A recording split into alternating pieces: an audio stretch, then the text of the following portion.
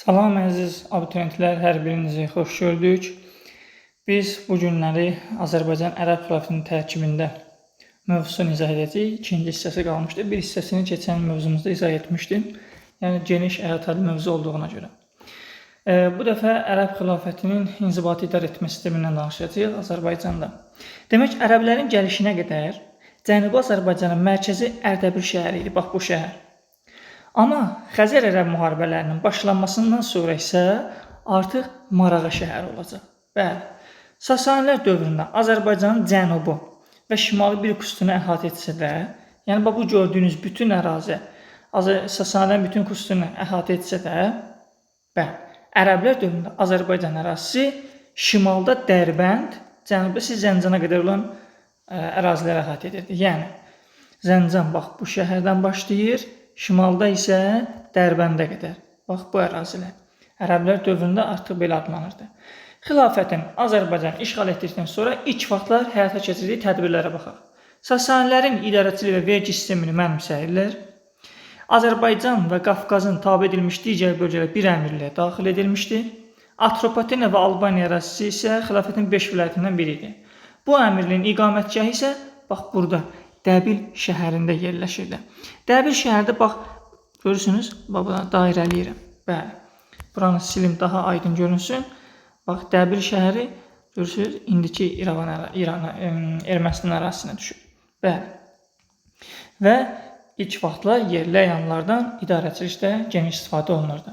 Və 8-ci əsrin əvvəlində artıq ərəblər Qafqazı tamamilə işğal etdikdən sonra idarəçilikdə bir sıra dəyişiklik eləyir. Demək, bütün Qafqaz həmçinin Azərbaycanın cənubu istisna olmaqla ayrıca bir əmirliyə daxil olunur. Albaniya Arran adlı vilayətə çevrilir və Qafqazdakı ərəb iqamətgahı Dəbil şəhərindən Bərdəyə köçürülür. 705-ci ildə, yəni Albaniya dövləti sübut edəndən sonra. Yəni deyək ki, Azərbaycanın cənubu istisna olmaqla qalan bu şimal ərazi ki var, bura. Deyək ki, bir dənə əmirliyə daxil olur, yəni Cənubi Qafqaz. Və mərkəzi bu Dəbil şəhərindən köçürülüb gətirilir hara? Bərdə şəhərinə. Yəni 705-ci ildə Albaniyanın süqutundan sonra artıq Albaniya ləğv edilir və bura Arran adlı vilayətə çevrilir. Və bütün önəmli vəzifələrə ərəblər gətirilir artıq. Xilafətin Azərbaycanda əsas dayağı kimlər idi? Məmurlar aparatı və silahlı qüvvələr. Əmir kimi idi, yəni vilayətləri idarə edən şəxs idi, ərəb canişini idi və xəlifə tərəfindən vəzifəyə təyin edilirdi. Canişinlikdə bütün hakimiyyətə sahib idi. Nə işinə baxırdı? Mülki işlərə və hərbi işlərə. Vəssalam. İnzibati quruluş necə idi? Xilafət əmirliklərə bölünür. Hər bir əmirlik 12 mahala. Hər mahal 12 məntəqəyə bölünür və məntəqə də 12 kəndə bölünürdü. Əmirlər mülki və hərbi işlərə baxırdı, az öncə dedi. Amir vilayətlərdə vergi yığan məmurlar idi. Qazi isə məhkəmə işlərinə baxırdı, yəni hakim rolunu oynayırdı. Xilafətin köçürmə siyasəti. Burada Sasanilərin köçürmə siyasətindən oxşarlığı var, testdə düşə bilər. Etnik dairə yaratmaq, şimal sərhədlərini möhkəmləndirmək. Bəli, Sasanilər də şimaldan gələn türk axınlarının qarşısını almaq üçün qalalar, müdafiə sədləri çəkirdilər, həmçinin ərəblər də və köçürmə siyasəti yürüdürdülər. Xəzər xaqanlığının hücumlarının qarşısını almaq üçün, bəli, Sasanilərin, Hunları, bunlar isə Xəzərlərin qarşısını almaq üçün hakimiyyətini və mövqelərini möhkəmləndirmək digər səbəb. Buna görə də nə edirdilər? Küfədən, Bəsrədən, Suriyadan ərəb ailələrini Azərbaycana köçürüldülər. Məxsusən də Bərdə, Beyləqan, Dəbil, Dərbənd. Baş hərflərin ardıcılığını yazmışam. Bərdə, Beyləqan, Dəbil, Dərbənd, Tiflis, Ərdəbil şəhərlərinə köçür və burada hərbi dəstələr yerləşdirirlər. Və 9-cu əsrin 1-ci ilində ərəblərin Azərbaycan köçürmə prosesi dayandırdı. Buna səbəbi isə Xəzər-Ərəb müharibələrinin başa çatması idi. Yəni 8-ci əsrin sonu Xəzər-Ərəb müharibələri başa çatır və tədricən artıq 9-cu əsrin 1-ci ilində ərəblərin Azərbaycan köçürülməsi prosesi dayanır. Əhali isə buna saxlanır, xüsusi hərbi dəstələr ki var idi, məskənlər. Onlara deyirdilər rabatlar. Bəli. Vergilər, torpaq mülkiyyət formalarından danışacağıq. Deməli, vergilərdən danışaq. Sasanilərdən fərqli olaraq, vergilər ayrı-ayrı adamlardan deyil, bütün icmadan alınmağa başlanmışdı ərəblər dövründə. Və xristian əhalini itaətdə saxlayan kilsəni isə vergilərdən azad edilmişdi. Burada qarışdırmayın əziz abituriyentlər. Testdə düşə bilər ki, ərəblər bütün xristian əhalini vergilərdən azad etmişdi. Xeyr, xristian əhalini itaətdə saxlayan kilsəni vergilərdən azad etmişdi. Bəli, ilk xəlifələr dövründə nə olur? Vergilər azalınırdı. Hətta xəlifə Əli ədalətli vergi siyasəti yürüdərək əkilməyən torpaqdan xərac alınmasını qadağan eləmişdi. Əməvilərin dövründə isə bu siyasət tamam başqa cür olur. Vergilər artırılır. Hətta 725-ci ildə əhali və onun əmlakı, emalatxanaları, meyvə bağları, sənətkar emalatxanaları və s. üzərinə vergilər qoyulur. Bəli. Abbasilərin dövründə isə əhalinin vəziyyəti biraz da ağırlaşır. Vergilərin miqdarı daha da artır. Sasanilərdə olduğu kimi, bu testdə düşə bilər. Vergi məhsula görə deyil, artıq torpaq sahəsinə görə alınmağa başlanıldı. Bəli. Vergini ödəyə bilməyənlərin övladları isə qula çevrilirdi. Necə ki, bu Yunanistanda və Romadakı kimi. Xərac vergilərdən aşağı. Xərac torpaq vergisi idi və əsas vergi növü olaraq məhsul alınırdı. Cizyə, baş hərflərə baxın, can vergisi idi. Müsəlman olmayan kişilərdən alınırdı, orada xidmət etmədikləri üçün. Yəni, ərəblər deyirdilər ki, əgər orada xidmət eləmirsənsə, yəni müsəlman olmayan, məsələn, xristiyan ola bilər, yəhudi ola bilər. Əgər orada vuruşmursansa, o zaman sən can vergisi ödəməlisən. Yəni, bir növ sanki belə də, biz də sizin canınızı qoruyacaq. Xüms vergisi. Müsəlman əhalidən, daşına bilən əmlakdan, müxtəlif mülkiyyət, hərbi qənimət növlərindən alınırdı. Zəkat, maldarlıq, ticarət, sənətkarlıqdan, əkin və meyvə bağlarından alınır, sonra isə şikəstlər, əlacsız və başqa ehtiyac olanlara sərf olunurdu. Fitrə, biz buna çox eşitirik, Qurban bayramında da eşitmişik. Nə edirik? Həddi buluğa çatan imkanlı ailənin hər bir üzvündən Ramazan bayramında alınıb ehtiyac olanlara paylanır. Bəli, torpaq mülkiyyət formaları. Divan, baş hərflərə baxın, dövlətə məxsus idi. Bu torpaqdan toplanan vergi birbaşa xəzinəyə daxil idi. İqta, yəni yenə də dövlətə məxsus torpaqlar idi və belə deyim də, dövlətə xidmət edən hərbiçilərə görə verilirdi və yaxud digər hansısa bir xidmətinə görə. Bağışlanan iqta var idi və icarəyə şərti edilə bilən növü var idi.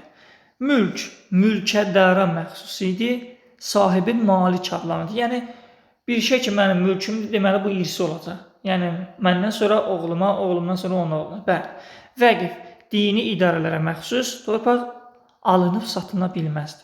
Çünki bizim dinimizə görə vəqf olunan şey satılıb bağışlana bilməzdi. Yalnız icarəyə verilə bilərdi iqta kimi.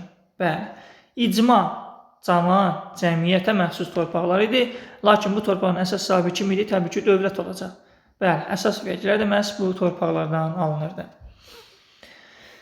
Əsas, bəli, vergilər də bu torpaqlardan alınırdı və keçid alırıq ərəblərin digər siyasətinə baxaq. Demək, ərəblər Cənubi Qafqaz uğrunda həm Xəzərlərlə, həm Bizansla, həm Sasanilərlə müharibə apardı. Sonra 651-ci ildə Sasanilər süqut etdi. Sonra rəqabət Bizans və Xəzərlərə keçir və başlayırlar. Azərbaycana niyə bu qədər önəm verir bu ərəblər?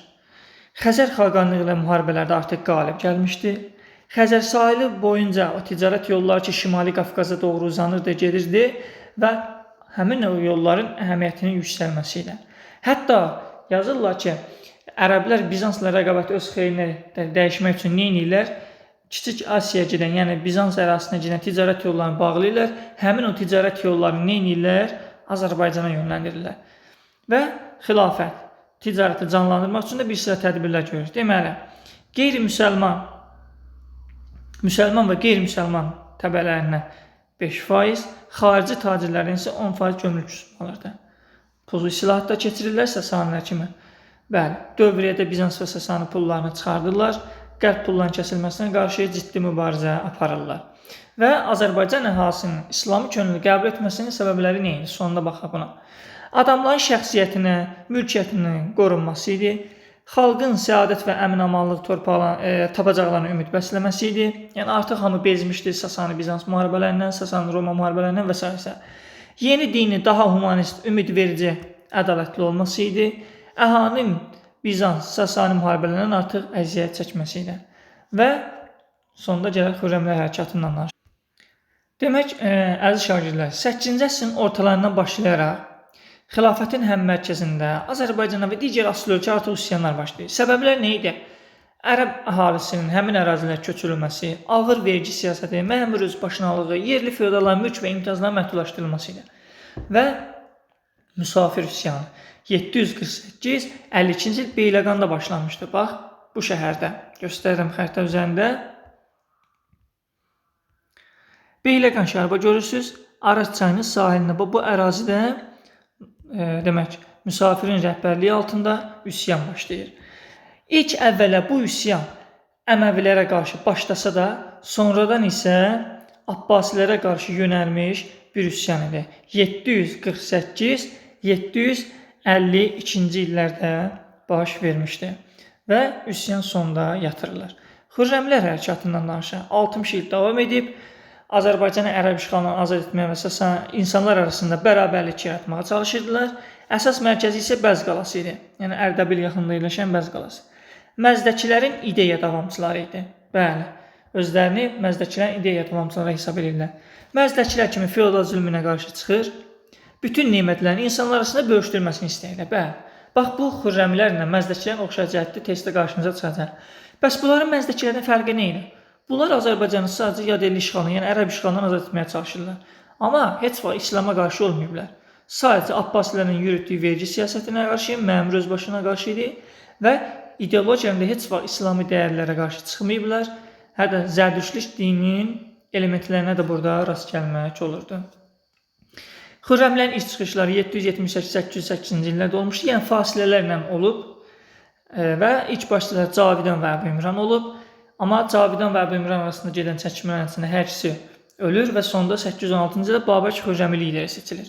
Və ən yaxın sərkərdədə olan Muaviyyə, Abdullah, Tarxan, Adil Xürrəmləri başçısı edir və Xürrəmlərin gücü daha da artır. Sonra Babək nə edir? Başlayır ərəb işğalı altında olan əraziləri azad etməyə. Sünük, Bərdə, Beyləqan, Arsaq. Yəni bu təxminən Qarabağ ərazisidir. Sünük, Bərdə, Beyləqan, Arsaq. Bax bu ərazilər. Beyləqan, işarələnim, Bərdə, Sünük və Arsaq. Onlar da bu hissəyə düşür, Qarabağ ərazisinə. Və ondan sonra Babək tərəfdarların sayı günü-gündən artır. Bəli, Babəkin gücü daha da artır və nə olur? Azərbaycanın cənub torpaqlarının çox hissəsi azad olunmuş olur. 819-cu ildə Babək xilafətin, yəni xəlifə Məmunun göndərdiyi ilk nizami ordunu məğlub eləyir. Sonra 829-cu ildə 1-ci Əşrəfsər döyüşündə Bəz qalasını ələ keçirmək istəyən ərəblər yenidən məğlub olur. 830-cu ildə isə 1-ci Həmədan döyüşü baş verir. Ərəblər məğlub olur və Babək Həmədan şəhərini azad etmiş olur. Və hakimiyyətə yenicə gəlmiş xəlifə Əl-Möhtəsim, yəni Məmunun qardaşı, Əl-Məmunun qardaşı Xürrəminə qarşı bir sıra tədbirlər gördü. Bizansla müharibəni dayandırır. Çünki həmin vaxtda ərəblər həm də Bizansla da müharibə aparırdı. Bütün qüvvələri Xürrəmlərə qarşı yönəldi. Yəni bu artıq Xürrəmlərin ərəblər üçün nə qədər böyük bir təhlükə olduğundan xəbər verirdi və orduda nizam-intizamı gücləndirir. Və bunun nəticəsində 833-cü ildə 2-ci Həmədan döyüşündə Babəkin rəhbərliyi altında ilk dəfə olaraq Xürrəmlər məğlub olur. Buna xüsusi diqqət edin.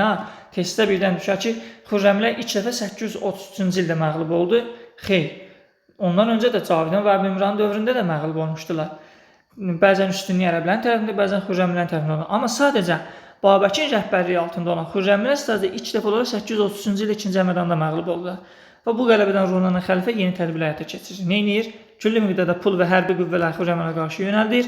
Xürrəmlərə qarşı vuruşmaq üçün Türk sərkərdəsi Afşin Heydər ibn Kavusi ərəb ordusuna komandan təyin eləyir. Afşin çox ağıllı və hiyləgər adam idi. Nə edir? İqamətgahını Bərzəndə köçürür və orada nizam-intizamı artırır. Orduda Bərzəndlə Ərdəbil arasında yollar və qalaları bərpa etdirir. Xürrəmi dəstəsi kəşfiyyatçı dəstələr göndərir. Babəkin bəzi ən yaxın adamların suiqəstlərindən götürür. Və 800 bu tədbirlərə baxmayaraq yenə də ərəblər 836-cı ildə məğlub olurlar Xürrəmlərə. Lakin bir il sonra 837-ci ildə Afşin Bəzzi mühasirəyə alır.